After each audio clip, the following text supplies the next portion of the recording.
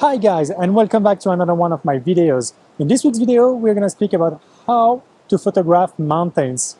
And I am still doing my tour here in Switzerland. And as you can imagine, with a country that has about 80% of its surface made of mountains, this is the ideal place to do that.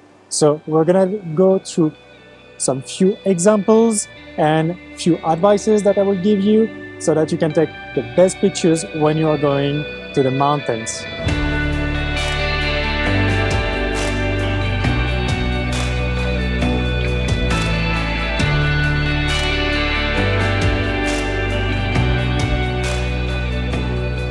So first thing first, let's speak about gear.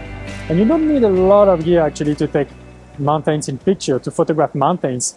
I would say that the first thing is, of course, you need a DSLR, which is the base of where you're doing photography, right? And then you will need a wide-angle lens. So here I have my Fujifilm XF 10 to 24 millimeters. So that's equivalent to about, like, I guess, 15 to 30 millimeters on full frame. That's the minimum you should have. 10 millimeters on APS-C or 15 millimeters on full frame, really the minimum, because sometimes you're standing right at the base of a mountain and shooting the mountain will be difficult if you don't have a wide enough angle. And if you can have wider than this, so I guess that's about like 12 millimeters on a full frame and 8 millimeters on APS-C, then just go for it. You're not going to be disappointed. That's going to be your best partner. I do have my 10 millimeters. And I have to say that sometimes I am struggling a bit and I need to find some tricks to take my pictures as I want them to look. But, well, we'll come back to this later on. The next thing that you will need is obviously your tripod. Like, the tripod will be very helpful if you're shooting at sunrise or sunset, or even sometimes during the day if it's really overcast and you need some stability, either to shoot water or either you need to shoot flowers or anything where the light will be too low and you need to have some stability in your photographs. So now let's get going and see some examples. Let's start with water. One of the best things you can use when shooting mountains is water. And you would use water as your foreground. And as you can see, I have my camera right here. So it's now right at the water. I'm not going too close, otherwise you won't be able to hear my voice from the water flowing. And basically you get low to the ground, like very close to the ground, and you try to find shapes in the water. And then you try to shoot at a low speed to create this long exposure effect that you will have, like kind of a little bit of milky water, but with a little bit of structures. So for that, you would shoot at about 1/3 of a second up to 1/10 of a second. That would be perfect. So now I'm shooting in the evening, so I have no real problem to shoot at this speed. But if you're shooting during the day when the light is a little bit brighter, then you might need to use some ND filters. And there's no problem with that. You can just like use a three steps ND filter or 6-step ND filter that might just help you to reduce the light and adjust yourself to the right speed. You could also use a circular polarizer filter or polarizer filter in general in case there are like too much reflections. Now I don't have too much reflection, so I can just shoot like this. There is no problem. And the other advice I have for you in this case, so you would shoot at about f10, f13, or even a bit higher if you want to, but try to make 2 point of focus because you will be close to the ground. So if you focus on the foreground, your background might not be actually in focus. And then you will need to focus on the background and on the foreground. And then you will stack the picture afterwards in Photoshop or any other software you're using. That would be one of the best solutions to get a pin-sharp picture.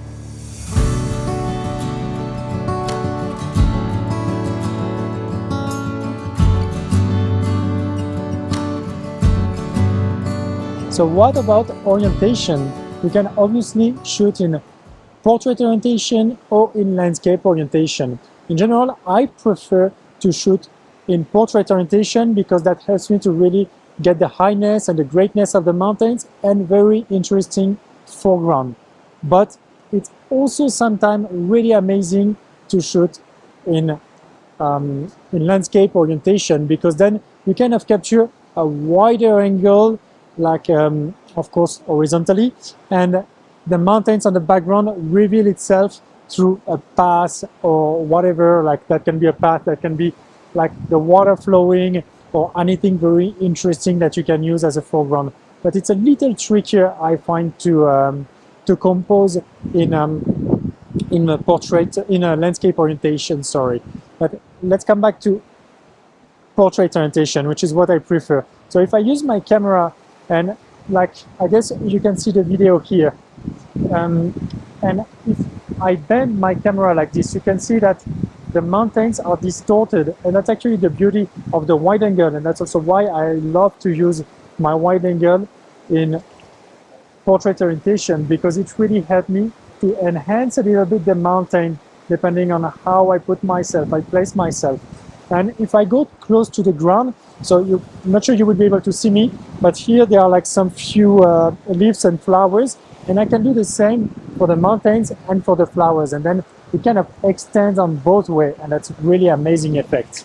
So if you look here, I extend here the top of the mountain while my foreground is also extended. So sorry, that's maybe not the best composition, but that's just for the example here. And that's something you should really use if you're shooting mountains. You won't regret it. It will really help you improve. And once again, that's why you really need a wide angle and at least a 10 millimeters on APS-C and or 15 millimeters on full frame. One thing I really like to shoot in the mountains is flowers. So using flowers as your foreground. And I guess you can see the video here that I'm recording with the other camera. I put like in the foreground a beautiful flower, and that's actually here one of the tricks where you need to focus on the flower in the foreground and then on the mountain in the background. That will help you to really get everything sharp in your picture. And don't forget, you need to shoot at least f10, f11, and then up to f13, 14, 16, depending on how your camera works. For me, on my Fuji and my XF 10 to 24 millimeters, the sweet spot I found in landscape photography is f13. That's the best use I have. Those kind of compositions are really amazing because they really dive your eyes into the mountain and into the landscape, and they work amazingly. And if you're shooting in summer, obviously finding flowers won't be an issue. And here in Switzerland, there are like so many flowers around the place that you can really play around a lot. And you are shades of grey, living day to day. Even when we're free, it's true, the difference is the same. Alright, it's blue hour now, and actually today's sunset was not that great because there is a pass right on the other side here, and I guess there were clouds tonight because there were like a little bit of storm during the day, so it was a little tricky. And I'm guessing that the sun was hidden behind the clouds that were on the other side. So I'm gonna come back tomorrow morning, and I'm hoping, really hoping, for those two mountains to be highlighted with the morning sun. So guys, stay with me and let's meet tomorrow morning. Ciao. Hi, good morning guys. So I didn't really wake up this morning because the weather has been pretty stormy and with a lot of rain. I mean, let me show you quickly. Like if you look outside, it's pretty much how it is. So there's no view, there's a lot of rain, so it's not really pleasant to go out and photograph. So no amazing light for me yesterday evening and this morning, but I'm gonna continue my trip in other locations here in Switzerland. So I'm gonna continue this video a bit later on in another location, which will be a little more appropriate, with hopefully a little more appropriate weather too. So speak to you later. Ciao. All right, I managed to go out today. The weather was pretty much very bad for almost the entire day, and now it's end of afternoon, still in Switzerland, of course. and the weather is just amazing. I guess you can see it behind me. It's very dramatic, and these are amazing conditions to shoot mountains. And that actually adds to what I told you earlier, that on top of composition tips and stuff like that, then going when the weather is chaotic, dramatic, is just an incredible opportunity to make amazing shots. And I'm going to show you afterwards a few shots I took during this small hike. It's about like a hike of 1.5 hours that I'm doing now, and it's just wonderful. There is no one on the path because, yeah, rain is not too far, but so far I'm lucky. And I have to say that conditions are just amazing. It's chaotic, but lovely. I love that. So I'm gonna show you some few pictures now, and I hope you enjoy them.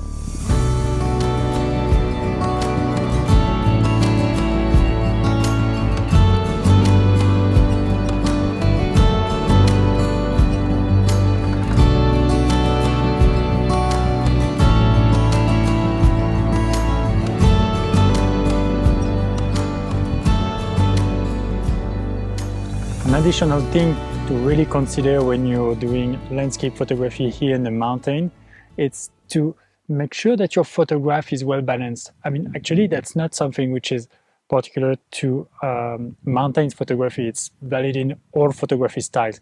But here you really need to be cautious of what you're doing, because you want to make sure that you have a nice foreground that takes enough space, that your subject is imposing but still letting the whole picture breathe sufficiently. And I'm going to show you here a composition that I found that represents pretty well what I want to say here. So I'm not sure you can see it, but here there is like a small flower which is like really beautiful. I'm not really sure what it is. I have to look up online. And we've got the mountain on the background. So that's this mountain here. Here on the camera it looks like pretty small, but it's actually fairly steep and very imposing. And let me record and show you what I mean. So I am at 10 millimeters now with my camera and with the video, and if I place here, I want to have this plant here like very well placed as a foreground, making sure that it's sufficiently visible and sufficiently imposing as a foreground. And I want to have the mountain which is here right, also like very imposing, but making sure that this is our main subject here. And I don't want to make it like too much, too high, so that there is no sky anymore. And that's what I want to say here. You really want to balance your photograph, and I would say that something like this is something that looks pretty cool. And here my video is cropped, so it's not really at the right proportions. But in general, I think that's very good. And I'm going to take a few shots and I'm going to show you what the final result is, because I really believe that this is a very good example of how you can balance a picture. So make sure you have enough sky, that everything breathes sufficiently so that it doesn't look too compressed and too packed. Better to have a little less but well put together than a lot and messy all around. And guys, in case you are interested in knowing more about landscape photography, you like my content, you like this video in particular, then feel free to subscribe to my channel by clicking on the subscribe button below. That will be really amazing. And in case you really like this video, then please give me a thumbs up. That will be really amazing. That's rewarding for me. And on YouTube, it helps me rank better. So that's helping all of us. Thanks a lot.